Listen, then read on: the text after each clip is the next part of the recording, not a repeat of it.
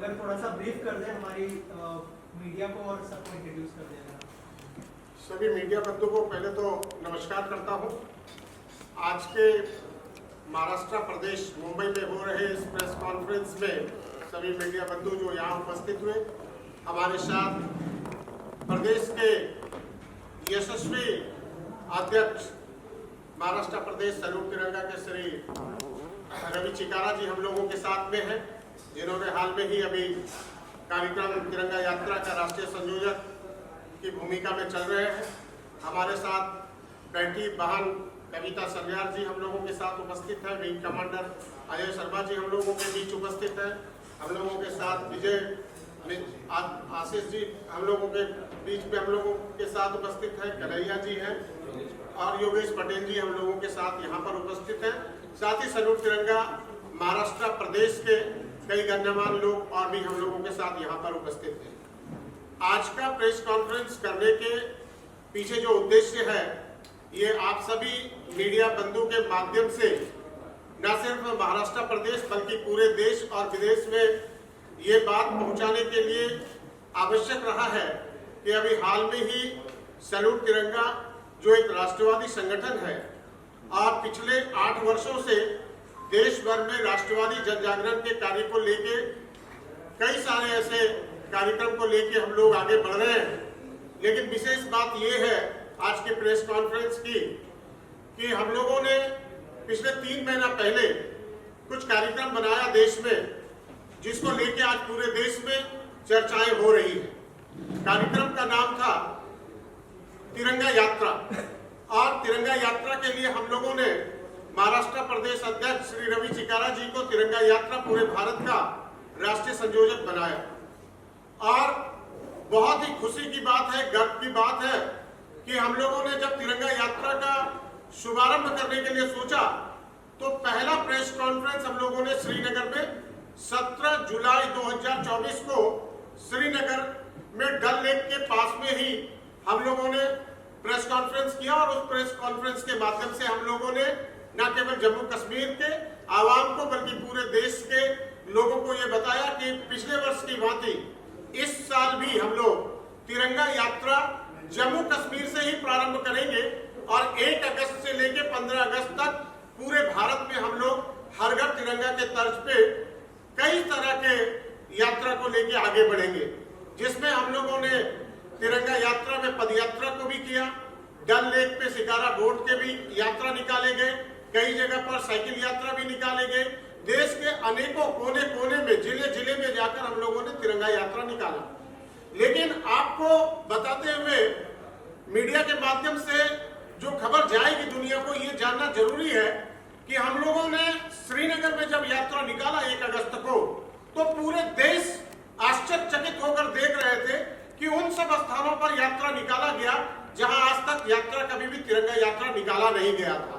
आपने नाम सुना होगा सिराज उल उलमन, ये एक मदरसा है वहां पे, जहां पर आजादी के बाद कई बार प्रयास किया गया कि उनके स्कूल कॉलेजेस मदरसा में तिरंगा यात्रा निकाला जाए, लेकिन उन लोगों ने कभी भी तिरंगा को हाथ में नहीं उठाया, अपने कंधे पे नहीं उठाया। लेकिन धन्यवाद करता हूं मैं पूरे टीम को जो इस कार्यक्रम में रवि चिकारा जी के साथ वहां पर मौजूद थे। हमारे साथ अभी रवि चिकारा जी बताएंगे कि टीम में कौन कौन लोग वहां पर अगुवाई किए। मैं और सचिदानंद जी इनके साथ, वहां संजय सराफ जी के साथ, नवीन जी और विकास जी के साथ प्रेस कॉन्फ्रेंस किया था और उसमें हम लोगों ने खुलेआम इस बात को रखा था कि हम जम्मू कश्मीर के युवाओं को साथ लेके आएंगे, हम वहां के महिलाओं को लेके आएंगे, आम आवाम को लेके आएंगे और हम लोग एक संदेश देना चाहते हैं कि हम जम्मू कश्मीर से कन्याकुमारी तक, कटक से कटक तक, बंगाल से आसाम तक पूरे भारत को एक सूत्र में बांधना चाहते हैं, जिसमें कोई जाति नहीं है, कोई धर्म नहीं है, कोई समुदाय नहीं है, सिर्फ एक धर्म है, वो धर्म है तिरंगे का। एक बात है भारत माता की जयकारा का। और जब इन्होंने अपने नेतृत्व में वहां पर यात्रा निकाली तो वहां के युवाओं में, वहां के महिलाओं में, वहां के आम आवाम में एक अद्भुत दृश्य देखने लायक था। सभी के हाथ में तिरंगा झंडा और एक ही बात वो कर रहे थे, भारत माता की जय, भारत माता की जय, हम एक हैं, हम एक हैं। हिंदू मुस्लिम सिख ईसाई आपस में है भाई भाई। ये पहली बार आजादी के बाद कई सारे मदरसा के अंदर, कई सारे स्कूल्स के अंदर, कई सारे कॉलेज के अंदर सामाजिक संगठन के लोग बढ़ चढ़कर हिस्सा लिए। ये एक बहुत ही ऐतिहासिक कार्यक्रम वहां देखने के लिए मिला, जिसकी जानकारी अभी हमारे राष्ट्रीय संयोजक आपको देंगे। इसके साथ साथ हम लोग अभी चूंकि कई सारे ऐसे राष्ट्रवादी कार्यक्रम करते हैं, आप सभी के माध्यम से मैं देश को यह भी बताना चाहता हूं, सैल्यूट तिरंगा का मतलब है जन जागरण, राष्ट्रीय जन जागरण। हम राष्ट्रवादी जन जागरण के काम करते हैं, हम लोगों को जगाने के काम करते हैं। जो हालात अभी आपने देखा बांग्लादेश में, जो हालात आप कुछ समय पहले देखे पाकिस्तान में, उसके कुछ समय पहले आपने अफगानिस्तान में देखा, थोड़े साल पहले आपने श्रीलंका में देखा होगा कि कैसे लोग जो है सो सरकार से विक्षिप्त होकर या वहां की आंतरिक स्थिति के कारण पार्लियामेंट के अंदर घुस जाते हैं, प्रधानमंत्री के घर के अंदर घुस जाते हैं, राष्ट्रपति को रातों रात प्रधानमंत्री को अपने देश से भागना पड़ता है। हमें उन सब तमाम चीजों को लेके सैल्यूट तिरंगा आज 750 जिले में 28 राज्यों में राष्ट्रवाद जन जागरण का कार्य कर रही है। हम जगाने का काम कर रहे हैं, भारत की अस्मिता को याद रखने की बात कर रहे हैं, हम अपने संस्कृति और संस्कार को कैसे लेके आगे बढ़े इसकी बात कर रहे हैं। हम जन जन में हम अपने जो नई पीढ़ी है, जो नए बच्चे आ रहे हैं, उनके बीच हम अपनी बात रखने की कोशिश कर रहे हैं कि वो हमारे स्वतंत्रता, वो अपने स्वतंत्रता सेनानी को, वो अपने शहीदों को याद करें और जो कुर्बानी दी गई है, जो भारत माता के लिए जो लोगों ने अपने किसी ने अपने भाई को खोया, किसी ने अपने बेटे को खोया, किसी ने अपने चाचा को खोया, तो उनकी जो ये कुर्बानी है वो भारत माता के लिए है, भारत देश के लिए है। भारत को जो विश्व गुरु बनाने का जो सपना देख रहे हैं हमारे राजनेता, हमारे जो राजनीतिक पार्टियां हैं, उसको सफल करने के लिए आम जनता की भूमिका क्या होनी चाहिए, इन तमाम बातों को लेके हम कई कार्यक्रम लेके आते हैं। सैल्यूट तिरंगा एक शाम शहीदों के नाम कार्यक्रम के माध्यम से लोगों को जगा रही है, तिरंगा यात्रा करके लोगों को जगा रही है। हम कई सारे ऐसे मेडिकल कैंप्स कर रहे हैं, हम पर्यावरण के ऊपर काम कर रहे हैं, हम सम्मान समारोह करते हैं, जैसे अटल तिरंगा सम्मान, अटल जी के याद में इस साल भी उनकी 100वीं जयंती है। हम देश के गण्यमान्य लोगों को बुलाते हैं और एक मंच के माध्यम से उनको सम्मानित करने का काम करते हैं। पूरा जो आप देख रहे हैं, ये जो परिदृश्य है, उसके पीछे एक ही लक्ष्य है। ये लक्ष्य है कि भारत को विश्व गुरु बनाना, भारत को सशक्त करना, भारत के वैभव को बढ़ाना, भारत की अस्मिता को लेके आगे चलना, एक सशक्त भारत, एक श्रेष्ठ भारत और दुनिया में भारत के नाम को आगे ले आने के लिए सैल्यूट तिरंगा सभी को एक साथ लेके चल रही है। यही सैल्यूट तिरंगा का उद्देश्य है। रवि जी, आपसे जानना चाहूंगा, जैसे सर ने कहा कि तिरंगा तो पूरे देश में लहराया है इस साल, तो क्या कहना चाहेंगे? आपने जम्मू से ही अपनी यात्रा की शुरुआत क्यों की और जम्मू से कन्याकुमारी तक किस तरह का रिस्पांस रहा इस तिरंगा यात्रा को लेकर, आपसे जानना चाहूंगा। देखिए, श्रीनगर जो है, जम्मू कश्मीर जो है, हमारे देश का मुकुट है। तो पिछले साल भी हमारे राष्ट्रीय अध्यक्ष जी के नेतृत्व में वहाँ पे शिकारा प्रतिस्पर्धा और यात्रा का आरंभ किया गया था। तो हम लोगों ने ये सोचा कि जम्मू कश्मीर उनकी ओर पूरा विश्व देखता है और जम्मू कश्मीर के युवाओं को प्रोत्साहित करने के लिए, उन सब लोगों को अपने साथ जोड़ने के लिए, देश में राष्ट्रवाद की और एकता की भावनाओं को प्रदर्शित करने के लिए, पूरे विश्व में पहुंचाने के लिए हम सब लोगों ने मिलकर तय किया कि हम 1 अगस्त में पूरे देश में यात्रा की शुरुआत श्रीनगर से करेंगे। हम लोगों ने, सब लोगों ने 17 तारीख में जुलाई में प्रेस कॉन्फ्रेंस की श्रीनगर में जाके और 31 जुलाई को हम लोग यात्रा के उद्देश्य से पहुंचे। हमारे प्रदेश की टीम, जिसमें फैजान जी हमारे प्रदेश अध्यक्ष हैं, शब्बीर जी हमारे जनरल सेक्रेटरी हैं, संजय सराफ जी हमारे राष्ट्रीय महामंत्री हैं और हमारे राष्ट्रीय अध्यक्ष जी की अध्यक्षता में और हमारे संगठन मंत्री श्री सच्चिदानंद जी की अध्यक्षता में हम लोग 1 अगस्त में सुबह 8 बजे डल लेक के किनारे नेहरू पार्क पर बरिस्ता के पास से हमने यात्रा की शुरुआत की। सबसे बढ़िया बात यह है पूरे देश के लिए, हम लोगों के लिए, कि श्रीनगर में हम लोग इस बार पहली बार वहां के युवाओं को अपने साथ जोड़ने में कामयाब हुए।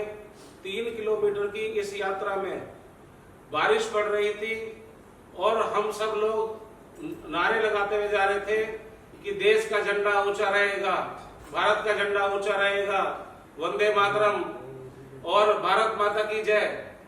पूरे 3 किलोमीटर की यात्रा में बारिश पड़ते हुए यात्रा चल रही थी और इस तरह के जयघोष हो रहे थे और वहां के जम्मू कश्मीर के स्कूलों की बच्चियां और बच्चे और युवा साथी, बुजुर्ग, 80 साल के लोग भी झंडा लेके अपने हाथ में खड़े हुए थे और मुझे उन सब लोगों के साथ में यात्रा करते हुए हमारे सल्यूट तिरंगा के नेतृत्व में इतने आनंद की अनुभूति हुई।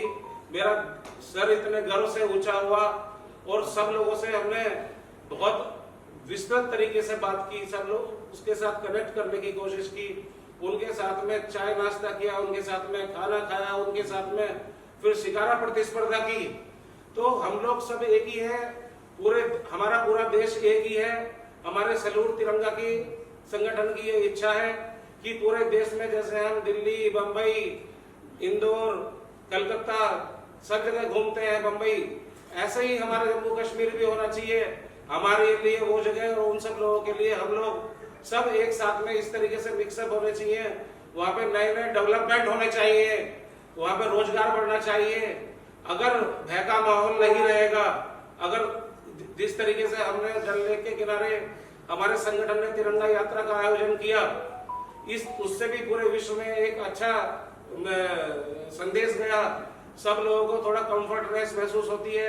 आपके मीडिया के माध्यम से पूरे नेशनल न्यूज पे, इंटरनेशनल न्यूज पे ये न्यूज सब जगह चल रही थी और बार बार चल रही थी, सारे सोशल मीडिया में भी चल रही थी। और हमारे सल्यूट तिरंगा के लाखों कार्यकर्ताओं ने और हमारे देश के बहुत सारे लोगों ने हमसे इस बारे में तरह तरह के सवाल किए। सब लोगों की इतनी उत्सुकता है, कम से कम 200-300 वीडियो है जो मैं आप लोगों के साथ में शेयर कर सकता हूँ।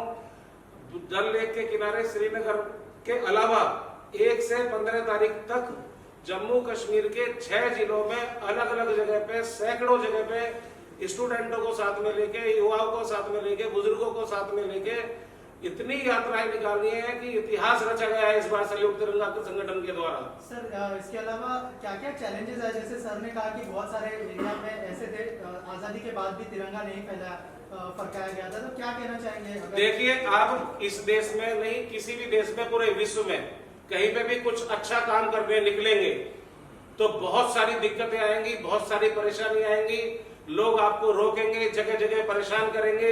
लेकिन इस यात्रा से पहले ही हमारे राष्ट्रीय अध्यक्ष जी की गृह राज्य मंत्री जी से मुलाकात हुई थी और गृह राज्य मंत्री जी ने हमें पूरी सुरक्षा का और पूरे सहयोग का वादा किया था। लेफ्टिनेंट गवर्नर आदरणीय श्री मनोज सिन्हा जी ने भी हमें बहुत सहयोग दिया और वहां के प्रशासन का भी मैं बहुत धन्यवाद करता हूं।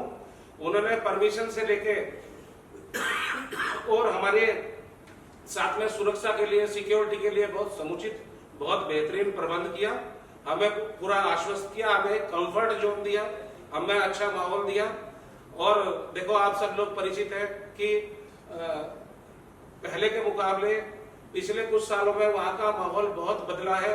वहां पे विकास के बहुत कार्य हुए हैं, बहुत लोगों का नजरिया भी काफी चेंज हुआ है।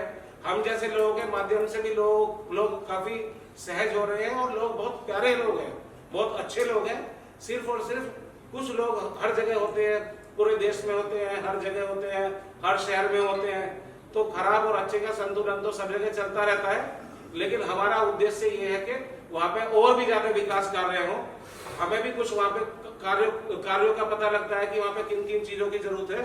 हम अपने राष्ट्रीय अध्यक्ष जी के माध्यम से सरकार से भी कुछ योजनाएं वहाँ पे मोबिलाइज, और वैसे तो सरकार वहाँ पे अपने हिसाब से बहुत अच्छे अच्छे काम कर रही है, लेकिन हम भी जितना हमसे हो पाएगा मैसेज दे पाएंगे सरकार को। और जो वहाँ पे कुछ अच्छे कार्य कराने की जरूरत है, कुछ विकास कार्य कराने की जरूरत है वहाँ के रोजगार के लिए, वहाँ के युवाओं के लिए, वो हम अपने स्तर पर संगठन के माध्यम से 100% करेंगे और करते रहेंगे।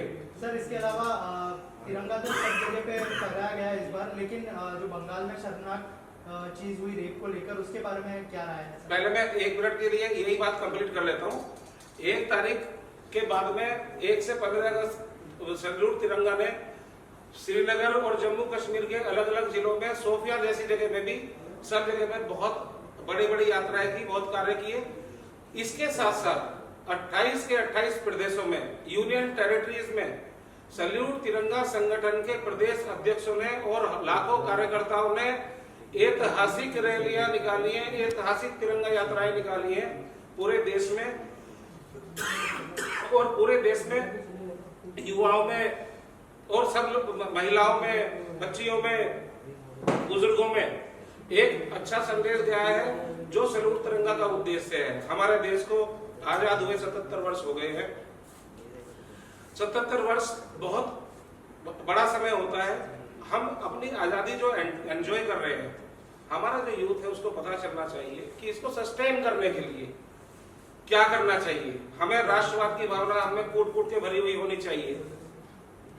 तो इस विषय के लिए सैल्यूट तिरंगा हमेशा कार्य करता रहेगा। अब मैं आपके दूसरे क्वेश्चन का जवाब देता हूं। पिछले 5-6 सालों में बंगाल में अनेकों घटनाएं ऐसी हुई हैं जिसने लोकतंत्र पे क्वेश्चन मार्क लगाया है। किसी सरकार के होते हुए, किसी एक्टिव सरकार के होते हुए किसी भी हिंसक भीड़ का कहीं पे चढ़ जाना, कहीं पे हमला कर देना, लॉ एंड ऑर्डर को डिस्टर्ब करना, ये अच्छी बात नहीं है। ये जो अस्पताल की घटना हुई है, एक परिवार की बच्ची जॉब करने के लिए हॉस्पिटल में आती है, रात में ड्यूटी करती है, उसके घर वाले सुबह उसका इंतजार कर रहे हैं और सुबह 5:45 पर उसकी अर्धनग्न अवस्था में लाश मिलती है। ये हमारे पूरे देश के लिए बहुत शर्म की बात है। मैं इसके लिए बंगाल सरकार की कड़ी निंदा करता हूं और पिछले 5 सालों में जितनी घटनाएं हुई हैं, हमारे आदरणीय जस्टिस चंद्रचूड़ सिंह जी ने भी इसका बहुत कड़ा संज्ञान लिया है कल कोर्ट में। और मैं तो अपनी तरफ से ये बोलता हूं कि सरकार को वहां पर राष्ट्रपति शासन लगाने की संस्तुति करनी चाहिए। लगातार घटनाएं पे घटनाएं होती जा रही हैं, ऐसी घटनाओं को कोई भी आदमी बर्दाश्त नहीं करेगा। बस मेरे इस बारे में यही बोलना है। सर, आपसे जानना चाहूंगा मैं कि सैल्यूट तिरंगा की शुरुआत कैसे हुई उसके बारे में बताइए, और आगे क्या क्या आपकी योजनाएं हैं उसके बारे में अगर कुछ शेयर करें आप हमारे ऑफिस। देखिए, सैल्यूट तिरंगा 2017 2 अक्टूबर में स्थापित हुई है और उस समय से हम लोग धीरे धीरे संगठन को आगे बढ़ाए और इसके पीछे मकसद बिल्कुल साफ है। हम लोग चाहते हैं कि जो नई पीढ़ी आ रही है, जो युवा है, जो महिला है, महिला सशक्तिकरण के ऊपर भी हम लोग काम कर रहे हैं। बेटी बचाओ बेटी पढ़ाओ के ऊपर हम लोग कई सारे कार्यक्रम किए हैं और देश को अगर आगे लेके जाना है तो केवल बेटों को सुरक्षित रखने से नहीं होगा, बेटियों को सुरक्षित रखना जरूरी है। तो हमें इन दोनों ताकतों को लेके आगे बढ़ना है। इसके ऊपर सैल्यूट तिरंगा कार्य कर रही है। सैल्यूट तिरंगा ने कई ऐसे कार्य किए हैं, जैसे मैंने अभी थोड़ी देर पहले आपको बताया कि हम मेडिकल कैंप्स लगाते हैं उन रिमोट एरिया में जहां पर डॉक्टर्स नहीं पहुंच पाते हैं। हम वहां पर हर तरह के इलाज की व्यवस्था भी करते हैं। हम बेटी बचाओ बेटी पढ़ाओ के साथ साथ हम लोग कई ऐसे कार्यक्रम को लेके चल रहे हैं, सम्मान समारोह को लेके चल रहे हैं, तिरंगा यात्रा को लेके चल रहे हैं। जन जागरण करने का काम है हमारा और ये कार्यक्रम हम करते रहेंगे, क्योंकि हमारा जो देश है और ये दुनिया का सबसे बड़ा आबादी के तौर पे देखें तो सबसे बड़ी देश है, 140 करोड़। आज हम चाइना से भी आगे निकल गए। हमारी शक्ति बहुत ज्यादा है। आज हम 11वें अर्थव्यवस्था से 5वें अर्थव्यवस्था पे आ गए। आने वाले समय में हम तीसरी अर्थव्यवस्था बनने वाले हैं। तो अगर हम सभी मिलकर एक एनर्जी के साथ, सरकार के भरोसे काम छोड़ने से तो होना नहीं है। हमें अपनी नैतिक जिम्मेवारी उठानी है। भारत को एक राष्ट्रवादी ताकत बनाना, जैसे इजराइल के अंदर हर व्यक्ति राष्ट्रवादी है, लेकिन भारत के अंदर हर व्यक्ति राष्ट्रवादी नहीं है। उनको अपने काम से मतलब है। हमें उनके अंदर जन जागरण लाना है कि आप थोड़ा देश के प्रति भी समर्पित हो और देश के लिए भी कुछ काम करें। ऐसे कई कार्यक्रम को लेके हम लोग आगे बढ़ रहे हैं। सर, आपने बेटियों की बात की। आज कहीं ना कहीं बहुत गंभीर मुद्दा है बेटियों को लेकर। आज दिन रेप के वारदात, रेप के केसेस सुनने को नहीं आ गया कि बलात्कारियों को सीधा डेथ पेनल्टी दी जाए। बिल्कुल सही सवाल आपने किया और अभी हमारे महाराष्ट्र प्रदेश के जो अध्यक्ष थे उन्होंने गंभीरता से इसका जवाब भी दिया। देखिए, हम केवल महिलाओं को, अपने माँ को शक्ति रूप में कैसे मानते हैं, ये आप देखते होंगे कि हम लोगों ने, चाहे वो दुर्गा हो, सरस्वती हो, काली हो, हर रूप में हम अपने बेटियों को मानते हैं। हम बेटी की पूजा भी करते हैं। आप देखते हैं नवरात्रा में हम लोग कन्या पूजन भी करते हैं। और तो छोड़िए, दुनिया का ऐसा कोई देश नहीं है जो अपने देश को मां समझता हो।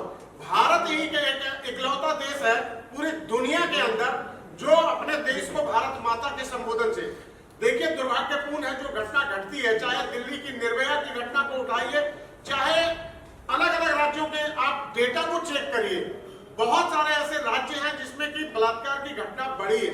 इसको नियंत्रित करना बहुत जरूरी है और इसके लिए सरकार को, कोर्ट को अविलंब लॉ में, कानून में परिवर्तन करना पड़े तो करना चाहिए। सैल्यूट तिरंगा संगठन सरकार से भी प्रार्थना करती है, निवेदन करती है कि ऐसा कानून बनाइए जिसमें किसी को भी इस तरह का घटना करने के पहले एक खौफ पैदा होना चाहिए, डर पैदा होना चाहिए, और डर ही एक ऐसा माध्यम है जिससे इस तरह के घटना के ऊपर लगाम लगाया जा सकता है। कई ऐसे मिडिल ईस्ट के कंट्री हैं जहां पर इस तरह की घटनाएं बहुत कम होती है। उसका रीजन ये है कि वहां के कानून बहुत सख्त है। सैल्यूट तिरंगा भारत, पूरे भारत की तरफ से मैं आह्वान करता हूं और महाराष्ट्र प्रदेश की तरफ से सरकार से आह्वान करता हूं कि एक कठोर कानून इसके लिए बनाया जाए और फास्ट ट्रैक कोर्ट में इसका सुनवाई हो और 1 महीने के अंदर ऐसे दरिंदों को फांसी की सजा दी जाए।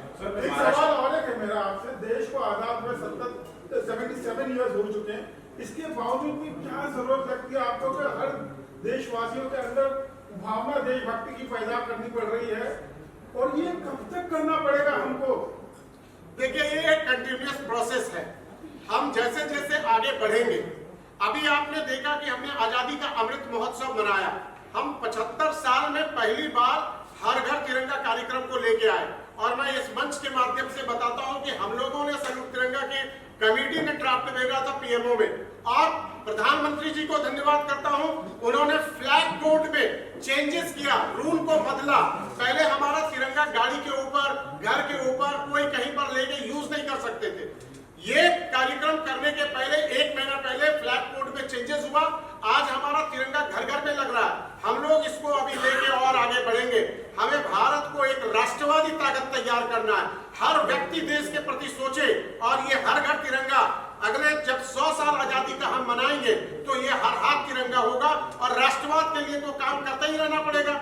हमारा जो देश है, हमारा देश जो है वो बहुत बड़ा देश है। आजादी के माध्यम से देखें तो हम दुनिया के नंबर 1 कंट्रीज हैं, और इसमें हर तरह के लोग हैं, अमीर है, गरीब है, आर्थिक व्यवस्था जो है वो भी आप देख रहे हैं, रोजगार की स्थिति भी देख रहे हैं। तो हमें इसके ऊपर लगातार निरंतर काम करते रहना होगा, और भारत को अगर दुनिया का विश्व गुरु बनाना है, जो सोने की चिड़िया वाली बात थी कि भारत एक सोने की चिड़िया पहले था और फिर से उसको बनाना है, तो राष्ट्रवाद जन जागरण करने का काम करना होगा। मैं धन्यवाद करता हूं प्रधानमंत्री जी को यहाँ से कि 2014 के बाद से भारत में माननीय मोदी जी, अमित शाह जी की वजह से राष्ट्रवाद का जन जागरण का काम आगे बढ़ा, और सैल्यूट तिरंगा ने इसको लेके मजबूती से आगे बढ़ाने का काम कर रहे हैं। जितने भी डेवलप कंट्रीज हैं वहां पे देखा गया है कि हर कोई डेवलपमेंट की बात करता है। हमारा एक ऐसा देश है, आज भी इतने सालों बाद डेवलपमेंट को भूल कर कहीं ना कहीं धर्म की राजनीति पर ही जुटा हुआ है।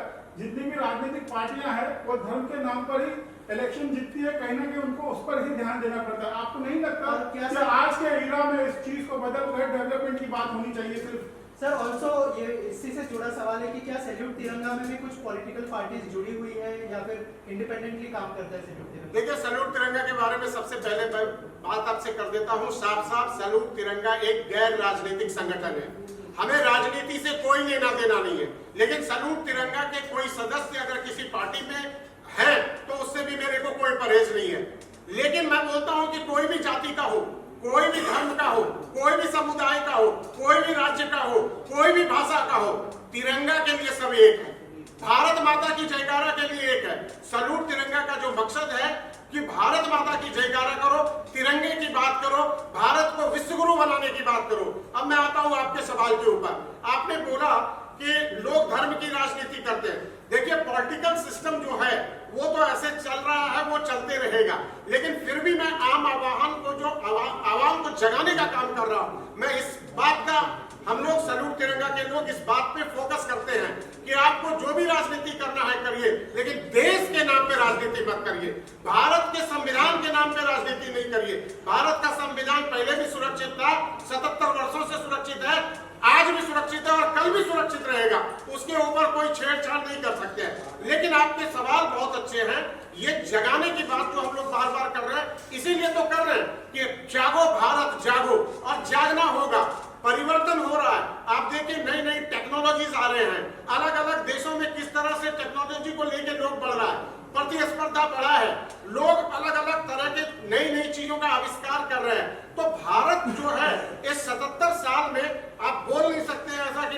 नहीं हुआ, भारत बहुत डेवलप हुआ। भारत एक विकसित जो देश बनना है उसके ऊपर आगे बढ़ चुकी है। प्रधानमंत्री जी का जो सपना है कि 2047 में भारत विकसित होगा, मैं इस आशा और विश्वास से आपको यकीन दिलाना चाहता हूं, भरोसा दिलाना चाहता हूं कि जिस तरह से भारतीयों में आज उत्साह आया है, जिस तरह से रोजगार सेल्फ रोजगार की ओर आगे बढ़े, हमारे नवयुवक के अंदर जितने टैलेंट है, लड़कियां जितना बढ़ चढ़ कर काम कर रही है, हम निश्चित रूप से एक डेवलप्ड कंट्री की ओर बढ़ रहे हैं और 2047 के पहले ही भारत एक विकसित देश बनकर तैयार हो जाएगा। महाराष्ट्र अध्यक्ष से मेरा सवाल है, आपने बांग्लादेश का जो है खंडन निंदा की है।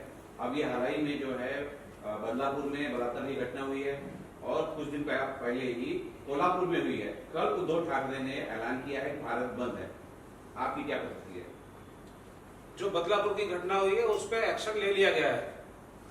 बंगाल में लगातार ये घटनाएं देखने को मिल रही है, सबूतों से छेड़छाड़ होती है, भीड़ हमला कर देती है।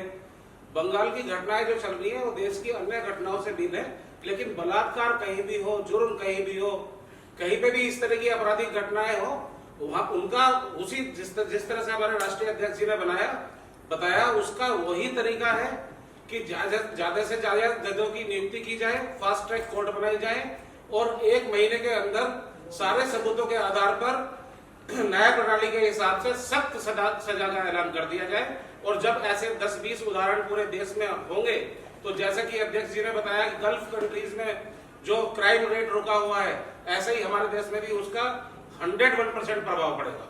सर आपसे जानना चाहूंगा, इंटरनेशनल लेवल की अगर बात करें, जो बांग्लादेश में हुआ, थोड़े दिन पहले पाकिस्तान में हुआ था, उसके पहले श्रीलंका में हुआ था, जो पीएम के घर में घुस के फिर उनको जो है अपने पद से निष्कासित कर देना, और जो हिंदुओं के ऊपर जो बांग्लादेश में अभी हो रहा है, सर क्या प्रतिक्रिया है उसके ऊपर? देखिए, बांग्लादेश में जो हुआ वो बहुत ही दुर्भाग्यपूर्ण है। बांग्लादेश में जो हुआ वो उनका इंटरनल सिचुएशन था, इंटरनल मामला था, लेकिन उसका प्रभाव कहां पड़ा? उसका प्रभाव पड़ा वहां रहने वाले अल्पसंख्यक के ऊपर, यानी हिंदू के ऊपर, क्रिश्चियन के ऊपर, जो भी अल्पसंख्यक थे। ये घटना बहुत ही इसका कड़ी निंदा कर रहा हूं, और बांग्लादेश हो चाहे पाकिस्तान हो चाहे श्रीलंका हो, इस बात को उनको समझ लेना होगा कि अगर इस तरह की घटना को वो नहीं रोकते हैं तो इसके गंभीर परिणाम देखने के लिए होंगे। भारत जो देश है, आज इस देश में आप देखिए कि तिब्बत के दलाई लामा भी यही शरण लिए हुए हैं, आज बांग्लादेश के प्रधानमंत्री भी भाग के आके यही शरण लिए हुए हैं। भारत ने हमेशा एक दूसरे के साथ एक अच्छे संबंध बनाने का कार्य किया, लेकिन इसका मतलब नहीं होता है कि आपके देश के अंदर कोई भी राजनीतिक उठापटक हो और उसका परिणाम वहां के हिंदू को झेलना पड़े, इसको कतई बर्दाश्त नहीं करेंगे। अगर इस तरह की घटना को बांग्लादेश हो चाहे पाकिस्तान हो चाहे श्रीलंका हो, कोई भी कंट्री हो, अगर इस तरह की घटना को वो अगर लगाम नहीं लगाते हैं तो कल दिन बहुत गंभीर परिणाम होगा। यहाँ के लोग रिटेलिएट करेंगे, तो अगर एक बार यहाँ का लोग रिटेलिएट करेंगे तो वो बहुत छोटी छोटी देशें हैं, फिर उनको समस्या आ जाएगी। लेकिन फिर भी मैं धन्यवाद करना चाहता हूं प्रधानमंत्री जी को, गृह मंत्री जी को, कि उन लोगों ने सिचुएशन को बहुत अच्छे से हैंडल किया, वहां की सरकार के साथ बात की और इमीडिएटली 72 घंटे के अंदर वहां पर घटनाएं होना बंद हो गए। जो मंदिर के ऊपर हमला किया वो भी दुर्भाग्यपूर्ण था। हम लोग यहाँ पर जो भारत के अंदर जो है, हम हिंदू मुस्लिम सिख ईसाई सभी मिलकर रहते हैं। आपने कोई घटना नहीं सुना होगा कि हिंदू जाके किसी के मस्जिद को तोड़ रहा है। तो बांग्लादेश के अंदर क्यों मंदिर को तोड़ने की घटना होती है? अफगानिस्तान के अंदर ये क्यों होती है? वे वहां के आम आवाम को समझना होगा। आप नहीं समझिएगा तो गंभीर परिणाम होंगे, और ये गंभीर परिणाम ऐसे नहीं होंगे कि हम हमला कर देंगे। हम किसी भी समय, हम बहुत शक्तिशाली है, हम आपके साथ व्यापार बंद कर देंगे, हम आपके युवाओं को रोजगार नहीं देंगे, हम आपके वीजा को कैंसिल कर देंगे, हम इंटरनेशनल रिलेशन क्लोज कर देंगे। भारत जब हम डिप्लोमेटिक चैनल पे काम करेंगे तो आप समस्याओं में आओगे। आप छोटे से देश हो, पाकिस्तान की तरह कटोरा लेके भीख मांगते फिरोगे। ये अभी भी चेतावनी दे रहा हूं बांग्लादेश को कि समझ लो।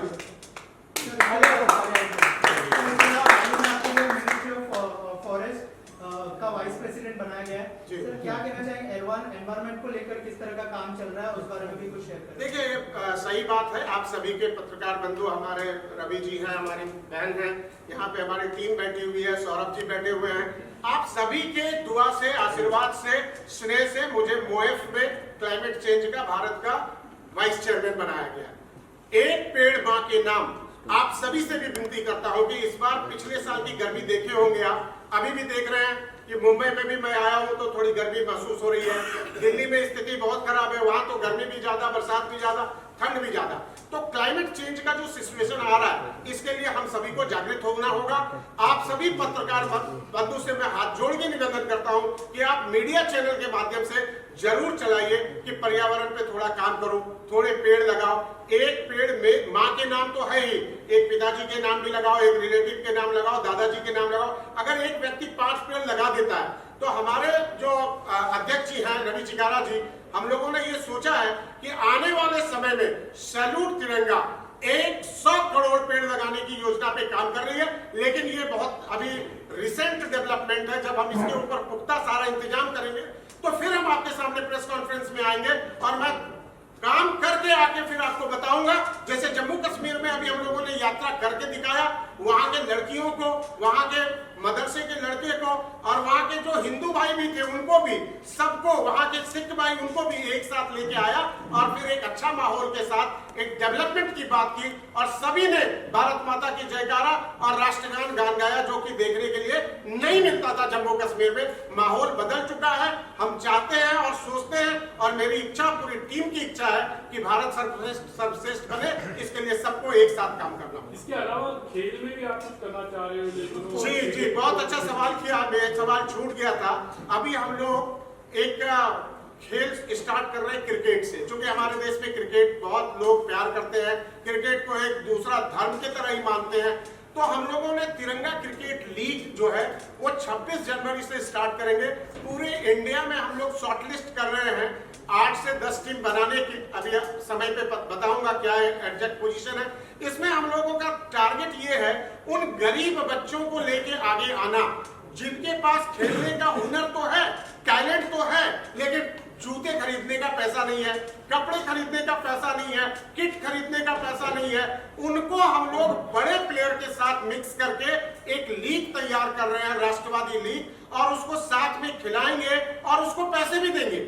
हम ऐसे स्पॉन्सर्स तैयार कर रहे हैं जो उन बच्चों को प्रमोट करेंगे, उसके टैलेंट को निखार करके उसको चैंपियन बना के जो आईपीएल वाली टीम है उन वहां तक पुश करेंगे। कोशिश करेंगे कि उसको वहां पर स्थान मिले। जैसे आपने अभी कई सारे क्रिकेटर्स देखा होगा देश के अंदर, अभी बहुत सारे ऐसे लोग आ गए हैं जो बहुत आर्थिक स्थिति बहुत खराब थी, लेकिन आज आईपीएल में आके अच्छा खेल प्रदर्शन कर रहे हैं। तो ऐसे ही हम लोग खेल को भी लेके आगे आ रहे हैं। तो ये राष्ट्रवाद में सभी काम है। देश के जन जागरण के लिए, देश के विकास के लिए, बेहतरी के लिए हर क्षेत्र में हम लोग काम करना चाह रहे हैं। तो हम इसको तिरंगा क्रिकेट लीग का भी उद्घाटन जल्द करने वाले हैं। सर, मैं एक अपनी तरफ से कि आप एक बहुत बधाई के पात्र है। आपने जो जम्मू और कश्मीर की बात की और वहाँ पर आज भी हम लोगों को जिस तरह से आपने बात बताई, हम खुशी हो रही है कि इस तरह का माहौल है, क्योंकि आज भी लोगों को देश में ऐसा लग रहा है कि वहाँ की जो हालत है थोड़ी नॉट वेरी गुड। बट जिस तरह से आपने बताया वहाँ थोड़ा सा खुशहाली माहौल आप लोग लोगों के बीच पैदा करना चाह रहे हो, तो एक मैसेज, स्ट्रॉन्ग मैसेज देना चाहेंगे कि how things are improving also, और जो लोगों की जहन है एक्चुअली अभी भी जिस तरह, तो उनके लिए कि things are getting better and better. देखिए अभी क्या है, वहां पे स्थिति क्यों परिवर्तन आया, जब हम लोग वहां गए और हमारी पूरी टीम गई। हम सचिदानंद जी, थोड़ा सा 1 मिनट में ब्रीफ कर देते हैं। हमारे पूर्व मंत्री सचिदानंद पोखरियाल जी, कार्यक्रम के संयोजक रवि चिकारा जी हैं, नवीन कुमार जी हैं, उसके बाद विकास जी गए, संजय सराफ जी, अब फैजान और सब्बीर, 2 लड़के लोकल वहाँ प्रदेश अध्यक्ष और प्रदेश प्रभारी हमारी। तो हम लोगों ने जाकर वहां पर लोगों से इंटरेक्ट किया, तो हमें पता चला लोग चाहते हैं कि वहां पर रोजगार हो, लोग चाहते हैं स्कूल कॉलेज खुले, लोग चाहते हैं कि खेल को भी वहां बढ़ावा मिले। लेकिन इसको 70-75 साल से वहां की कुछ राजनीतिक पार्टियां परिवारवाद को अपने राजनीति को चमकाने के लिए फारूक अब्दुल्ला, महबूबा मुफ्ती और कुछ अलगाववाद ने उसको दबा के रखा हुआ था। जब से 370 धारा वहां हटी, मैं धन्यवाद करता हूं प्रधानमंत्री अमित शाह जी को कि वहां के लोगों में जैसे मानो पंख लग गया हो, अब वो उड़ना चाहते हैं, एक आसमान में अपनी स्वतंत्रता को देख रहे हैं। तो ऐसे आप मीडिया बंधु के माध्यम से मैं चाहता हूं आप सभी इसको न्यूज को कवर करिए। हम लोग कार्यक्रम तो कर रहे हैं, लेकिन हमारा न्यूज जब धीरे धीरे चारों तरफ फैलेगा तब लोगों को पता चलेगा कि आज 15-15 लाख टूरिस्ट जा रहे हैं जम्मू कश्मीर में, वहां पर घूमने जा रहे हैं। दुनिया का सबसे बेहतरीन टूरिस्ट प्लेस जम्मू पहलगाम और बड़गाम और ये सब क्षेत्र में आप जाएंगे, आप स्विट्जरलैंड जाना छोड़ देंगे, लेकिन हालात बेहतर होगा तो। लेकिन हमें डिस्टर्ब कौन करके रखा हुआ है? हमें डिस्टर्ब करके रखा हुआ है चाइना और पाकिस्तान। वो इन्फिल्ट्रेशन करके जबरदस्ती वहां से कर रहे हैं। कुछ आतंकवादी ताकतें इसके ऊपर अपना काम कर रहे हैं, जिसके ऊपर वहां की जनता धीरे धीरे जागरूक हो गई है। वो खुद मुंह तोड़ जवाब दे रही है। जिस समय वहां के युवा तिरंगा लेके सड़कों पर खुलेआम घूम रहे हैं, तो ये मैसेज भारत से ज्यादा पाकिस्तान के लिए है। उनको समझ में आ रहा है कि आवाम अब बदलाव चाहता है, आवाम एक नए भारत की ओर देख रहा है। एक नया शक्ति के रूप में भारत को लाने के लिए वहां के भी युवा और महिलाएं आगे बढ़ रही हैं। Thank you, sir. Wish you all the best. Thank you.